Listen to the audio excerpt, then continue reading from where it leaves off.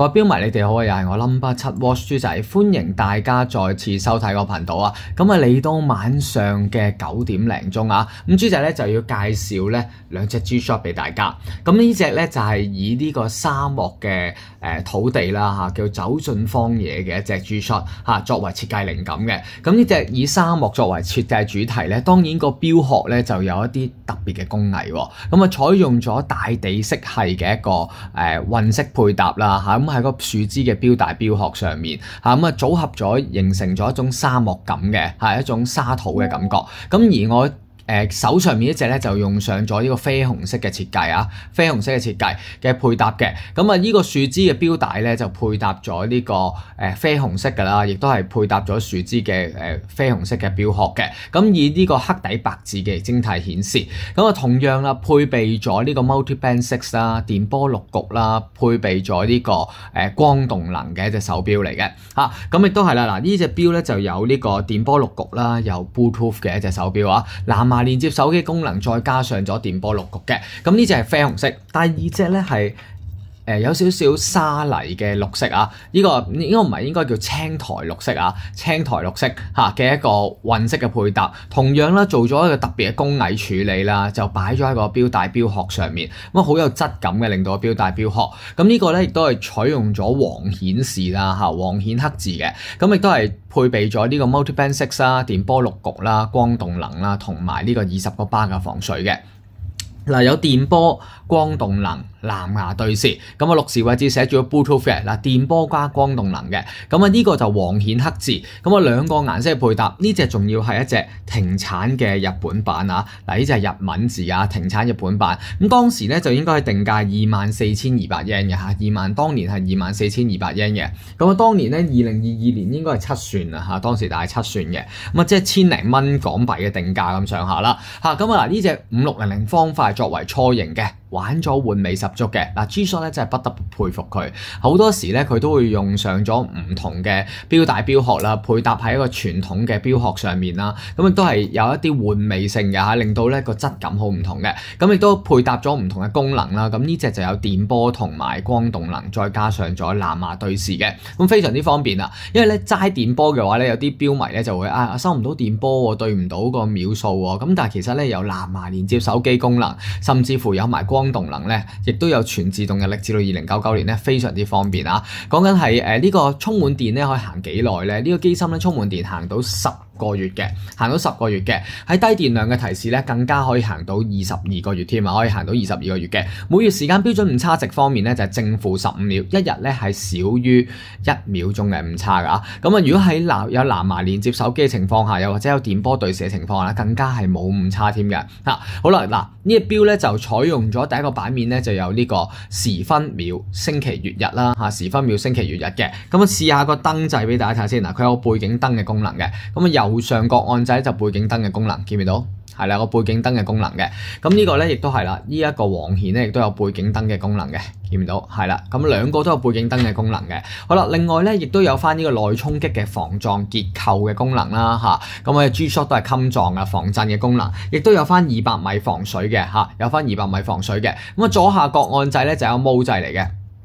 咁 Mode 掣咧就係一個 Real Time Mode 啦，係一個世界時區時間啦，係一個 Real Time Mode 嘅。另外咧就係有呢個兩地時區時間啦 ，Real Time 就係。另外有呢個 Alarm 啦，鬧鐘嘅時計啦鬧鐘嘅咁啊有 Alarm 2、Alarm 3、Alarm 4、Alarm 5，有5個鬧鐘啦再去就係呢個Stopwatch 啦，一個計時模嘅功能啦咁啊1001、1002，咁啊右下角 Start、Stop。同樣係 reset 就撳翻 adjust 掣，左上角按掣左上角按掣嘅。好啦，咁啊另外咧就仲有啲咩功能咧？睇睇先咁啊呢個 timer 啦，倒計時啦，同樣係 start、stop、reset 啦都係。好啦，咁亦都可以校1分鐘倒計時啦，10分鐘倒計時。咁試下 hold 住佢先 ，hold 住佢。咁我哋而家試下校個倒計時先啊。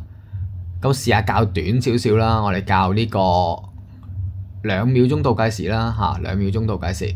好。睇下先啊，呢度59、01、02，好 set 下倒計時俾大家聽。01嗱個倒計時個聲就係咁樣啦，個鬧鐘聲就係咁啦，都幾響亮㗎，都 OK 嘅，都響亮嘅。好啦，咁啊呢個倒計時啦再去就去翻第一個版面啦，時分秒、星期月日全自動日曆啦。其實 G-Shock 真係方便嘅，好多時咧 G-Shock 咧，我相信吸引到一眾嘅標迷咧，就係咧佢嘅功能強大啦，但係價錢咧性價比值好貼地喎。咁嗱呢隻錶咧就係雖然停產款啦，但係豬仔咧嘅私人珍藏嚟嘅。嗱我各有兩隻各有兩隻，仲要係日本版添嘅咁連個 tag 仔咧都係日文嘅，寫住電波時計啦，寫住咗 Bluetooth 嘅咁藍牙加電波。嗱通常咧有啲錶咧就係有藍牙就冇電波嘅，有啲錶咧就有電波就冇藍牙嘅。咁呢個電波藍牙再加上咗光動能添有埋光動能嘅。好啦，咁我睇埋個錶底先。嗱錶底咧就做咗4粒螺絲係穩嘅一個不鏽鋼底蓋啦。咁上面咧就寫住咗呢個 water resist 啦，20個巴嘅防水啦，寫住咗呢個multiband 6啦呢個電波6局啦，寫住咗呢個 GWB 5600嘅系列啦，跟住咧寫住咗 Made in Thailand 嘅泰國製造嘅。嗱個錶底咧就係做咗一個4粒螺絲係穩嘅一個不鏽鋼底蓋啦。我反翻過嚟俾大家睇下先。嗱呢隻咧就啡紅色嘅啡紅色嘅，或者叫磚紅色啦磚啡紅色嘅咁其實都幾靚幾獨特嘅。因為紅色咧都比較少紅色 G-Shock 咁有時呢個唔係呢個火焰紅啦磚啡紅色咧咁幾易配搭，其實幾易配搭嘅。另外一隻咧就係呢個青苔綠色啦青苔綠色都比較特別青苔綠色都好少呢個青苔綠色啦，亦都係有呢個但係呢個天然紋理嘅一個設計嘅一個當然佢唔係天然啦但係有天然嘅玩味十足嘅紋理嘅一個錶帶錶殼啦咁呢個襯金顯我哋或者叫黃顯啦，黑字都比較少嘅。好啦，嗱成隻錶嘅總重量幾多咧？嗱有電波對時，有藍牙連接手機功能咁亦都有光動能嘅。成隻錶總重量咧，咦同普通 G-Shock 方塊差唔多重量啫喎，54左右喎，53.8個 gram 54個 gram 嘅啫。好啦，至於直徑方面咧，度埋俾大家睇下先。直徑方面咧，講緊係咪同普通 G-Shock 一樣 size 先？係43mm 嘅啫喎冇大到喎，雖然多咗功能12.8mm 嘅厚度，而甩到甩咧就去到講緊係呢個48.8咁試下戴上豬仔14.8cm手腕先，嗱都幾舒服㗎佢用上咗樹枝錶帶，但係呢個錶帶 OK 喎戴上去都幾舒服喎，摸落去嘅手感都唔錯戴上去豬仔14.8cm手腕。